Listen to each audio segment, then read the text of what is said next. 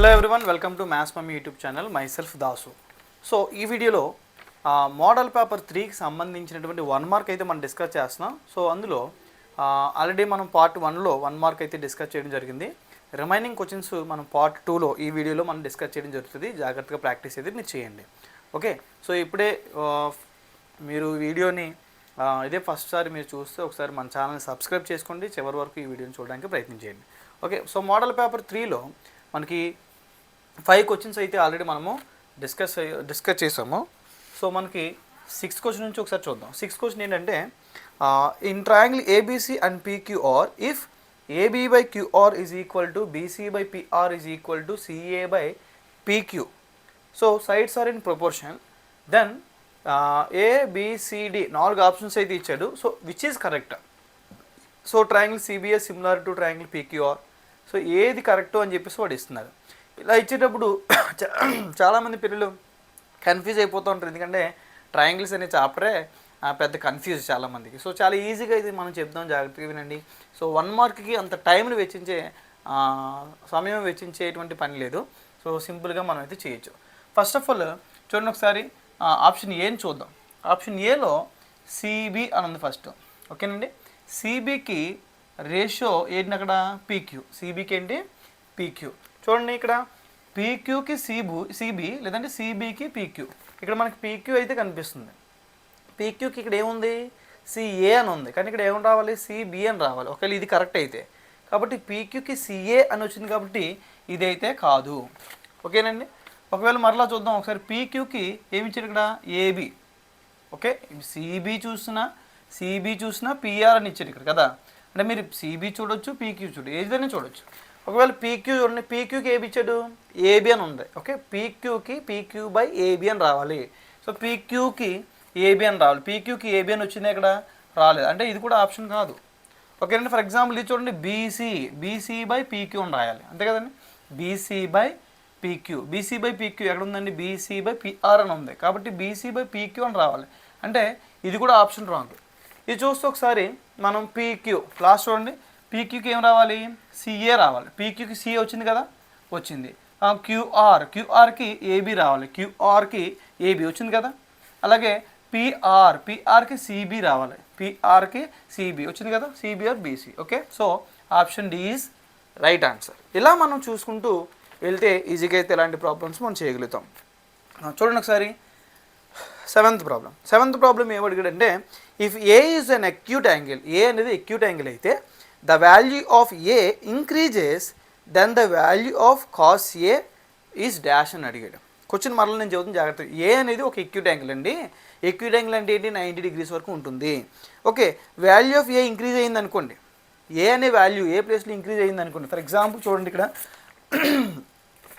ఇప్పుడు cos A అని అడుగుతున్నాడు. అంటే ఏని ఇంక్రీజ్ చేసుకుంటూ వెళ్తే కాస్ ఏ ఏమవుతుంది అంటున్నాడు. ఫర్ ఎగ్జాంపుల్ కాస్ 0 తీసుకున్నామండి. కాస్ 0 degrees ఎంత వాల్యూ? కాస్ 0 అంటే మనకు తెలియాలి 1. కాస్ 0 అంటే 1. సో మరి కాస్ 30 అయితే ఏమవుతుంది? 1/2, సారీ √3/2 అంటే 1 కన్నా తక్కువ. కాస్ 0 అంటే 1, కాస్ 30 అంటే ఎంత? √3/2. అలాగే కాస్ 45 చూస్తే ఎంతండి? 1/√2. ఓకే, కాస్ 60 తీసుకున్నాం అనుకోండి. కాస్ 60 ఎంత? 1/2. కాస్ 60 ఎంత? 1/2. కాస్ 90 చూడండి, కాస్ 90 అయితే ఎంత? 0. కాస్ 90 ఎంత? 0. చూడండి ఒకసారి 0 degrees. ఏ బదులు మనము ఫస్ట్ 0 పెడితే 1 వచ్చింది. అలాగే ఇంక్రీజ్ చేస్తున్నాం, 30 పెట్టాం ఇప్పుడు, అంటే √3/2. నెక్స్ట్ 45 పెడితే 1/√2. 60 పెడితే ఆఫ్, అంటే 1 కాస్త సగం అయిపోయింది ఇక్కడికి వచ్చేసరికి. ఇప్పుడు కాస్ 90 పెడితే 0. అంటే వాల్యూ ఇంక్రీజ్ అయినప్పుడు, ఏ వాల్యూ ఇంక్రీజ్ అయినప్పుడు దాని వాల్యూ ఏమవుతుంది? డిగ్రీ ఇంక్రీజ్ అయినప్పుడు మనకు వాల్యూ అయితే డిక్రీజ్ అవుతుంది. సో దీనికి ఆప్షన్ ఏంటంటే డిక్రీజ్. మనకు ఆప్షన్స్ ఇచ్చాడు.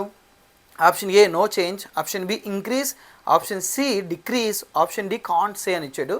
సో దీనికైతే ఆప్షన్ సి అని మనం పెట్టచ్చు. నెక్స్ట్ 8th క్వశ్చన్ నేను చదువుతున్నాను. Outline the diagram to the below situation. మనకు ఒక సిచ్యువేషన్ అయితే ఇచ్చాడు, దానికి డయాగ్రామ్ వేయండి అంటున్నాడు.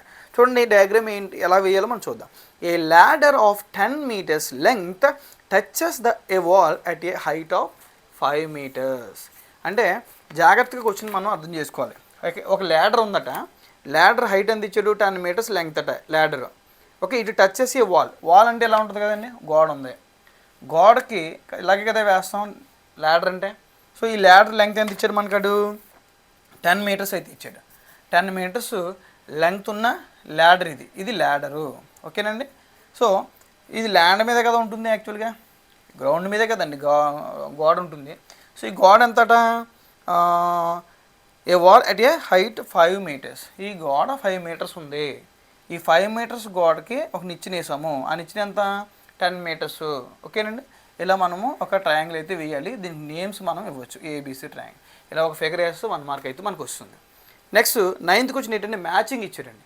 Match the following. ఇది మనకి సర్ఫేస్ ఏరియాస్ అండ్ వాల్యూమ్స్ అనేటువంటి చాప్టర్లో ఉన్నటువంటి formula. CSFA cone, CSFA cone. మీరు సిఎస్ఎఫ్ఏ కోన్ ఫార్ములా తెలుసా అండి మీకు, CSFA cone, CSA of cone formula ఏంటి, ఇక్కడ మనకి 1/3 πr² ఇచ్చాడు, πrl ఇచ్చాడు, πr of r plus L plus R ఇచ్చాడు. సో సిఎస్ఎఫ్ఏ కోన్ ఫార్ములా ఏంటంటే మనకి స్పష్టంగా తెలుసు, πrl. నెక్స్ట్ టీఎస్ఎఫ్ఏ కోన్ ఇచ్చాడు, టీఎస్ఏ ఆఫ్ కోన్. టీఎస్ఎఫ్ఏ కోన్కి ఫార్ములా ఏంటి, ఇక్కడ మనకి మరలా πr of L plus are అయితే ఉంది. సో ఫార్ములా అయితే మనం చదవాలి, πr of L plus R is the formula. Next ఇంకోటి ఏమి ఇచ్చాడు, వాల్యూమ్ ఇచ్చాడు. వాల్యూమ్ అవుతుంది, volume formula is equal to 1/3 πr² H is the formula. 1/3 πr² H formula అనమాట. సో మనకి ఫార్ములాస్ అయితే రావాలండి. All formulas from the surface areas and volumes we should learn, then only we can get the 1 mark. ఓకేనా. So ఖచ్చితంగా మనం 1 mark అయితే రావడం కోసం ఫార్ములాస్ అయితే జాగ్రత్తగా మనం చదవాలి. నాట్ ఓన్లీ 1 mark పర్పస్ అండి. సో 2 marks చేసేటప్పుడు కానీ 4 marks చేసేటప్పుడు కానీ ఖచ్చితంగా మనకి ఫార్ములాస్ అయితే ఉపయోగపడతాయి. ఆల్ ఫార్ములాస్ మనం నేర్చుకోవాలి. ఓకేనండి. సో నెక్స్ట్ 10th క్వశ్చన్ చూద్దాం. 10th క్వశ్చన్ వచ్చేసి పి ఆఫ్ ఈ ఇచ్చేసాడు. చూడండి, పి ఆఫ్ ఈ ఈజ్ ఈక్వల్ టు 0.05. సో ఏం ఫైండ్ అవుట్ చేయమన్నాడు, what is the probability of P of not ఈ. పి ఆఫ్ నాట్ ఈ ఎంత ఫైండ్ అవుట్ చేయమన్నాడు. యాక్చువల్లీ పి ఆఫ్ నాట్ ఈ ఎలా ఫైండ్ అవుట్ చేస్తాం మనకు తెలిసినటువంటి ఒక ఫార్ములా ఏంటంటే, సో మనకి ఒక ఫార్ములా తెలియాలి, ఏంటది, P of E plus P of not E is equal to 1. P of E plus P of not equal to 1. ఇది ఇంపార్టెంట్ ప్రాబ్లమ్ని ఖచ్చితంగా 1 mark అయితే మనకు పబ్లిక్ ఎగ్జామ్ కూడా ఇచ్చే అవకాశం ఖచ్చితంగా 100% ఉంటుంది. కాబట్టి ఈ సమ్ అయితే ప్రాక్టీస్ చేయాలి. సో పి ఆఫ్ ఈ ఇచ్చేసాడు మనకి. సో పి ఆఫ్ ఈ ఎంత, 0.05 plus P of not E is equal to 1. ఆ వాల్యూని మనం అందరూ సబ్స్టిట్యూట్ చేసాం. మనకి పి ఆఫ్ నాట్ ఈ కావాలి కాబట్టి 1, ఈ 0.05ని మనం అటు సైడ్ ట్రాన్స్ఫర్ చేస్తే -0.05. ఓకేనండి. So P of not E is equal to, ఇప్పుడు 1లోంచి మనం సబ్ట్రాక్షన్ చేయాలి. చాలామందికి ఈ చిన్ని సబ్ట్రాక్షన్స్ కూడా రాలేని పిల్లలు ఉన్నారు. మీరేం కంగారు పడద్దు, ఇప్పుడైనా మనం ఫైనల్గా మనం నేర్చుకోవాలి ఖచ్చితంగా. సో ఎలా అంటే చూడండి, 1లోంచి 0.05 తీయాలి. ఎప్పుడు కూడా డెసిమల్స్ సబ్ట్రాక్ట్ చేసేటప్పుడు ఫస్ట్ రెండు కూడా లైక్ డెసిమల్స్గా మార్చుకోవాలి.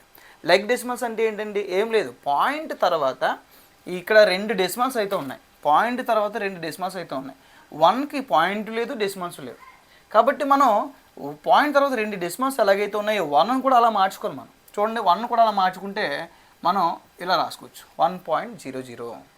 సో ఇక్కడ 0.05. చూడండి, ఇప్పుడు పాయింట్ తర్వాత పైన 2 డిజిట్స్ ఉన్నాయి, కింద కూడా 2 digits అయితే ఉన్నాయి. ఓకేనా. అందుకని వాటిని మనం లైక్ డెసిమల్స్ అంటాం.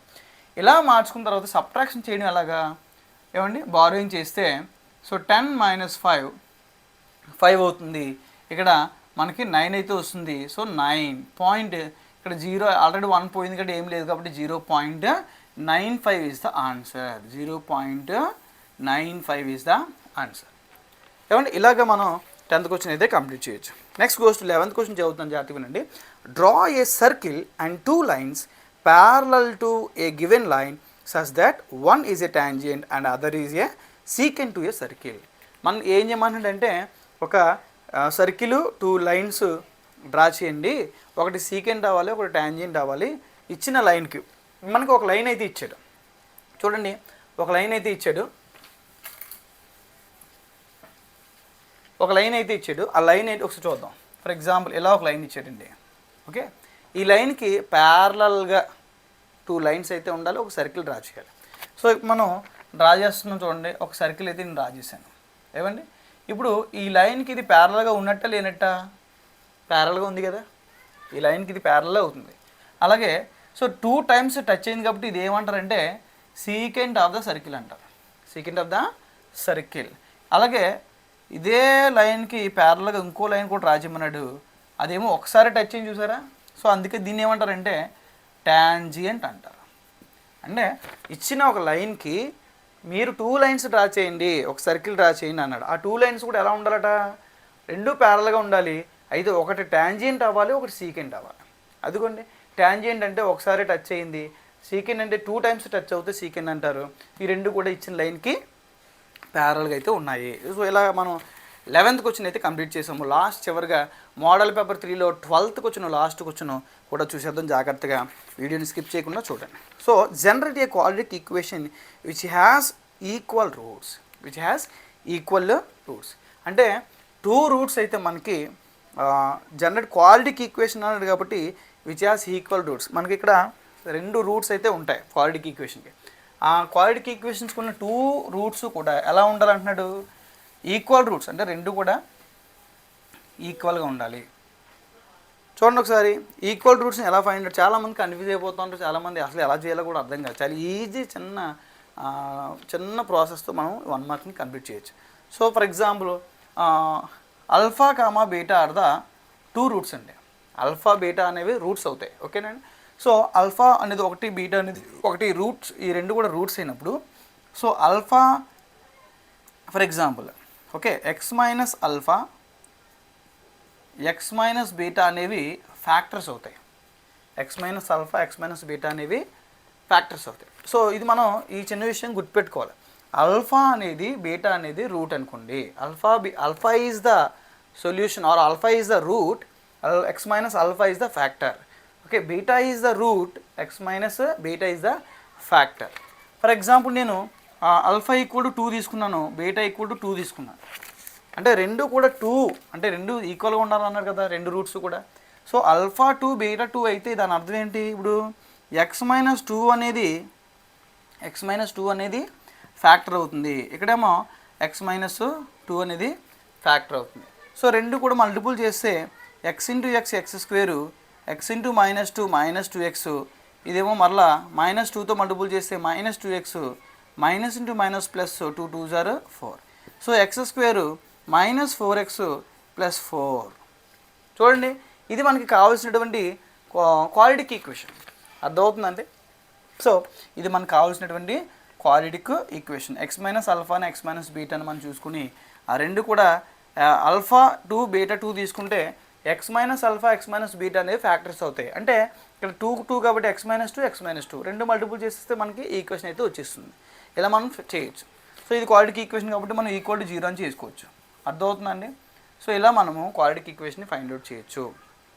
Okay, so I hope you understand very well. ఈ 12 క్వశ్చన్స్ కూడా పార్ట్ 1 పార్ట్ 2లో మోడల్ పేపర్ 3 నుంచి 1 మార్క్ అయితే ఎక్స్ప్లెనేషన్ జరిగింది. ఇంకా మీకు ఏమైనా డౌట్స్ ఉంటే కామెంట్లో అడగండి, ఖచ్చితంగా నేనైతే రెస్పాన్స్ ఇస్తాను. ఖచ్చితంగా త్వరగా అవి మీకు ఎక్స్ప్లెయిన్ చేయడానికి ప్రయత్నం చేస్తాను. ఓకేనా? Please don't forget to watch our videos. Please subscribe and share to your friends and thank you so much for watching. Right.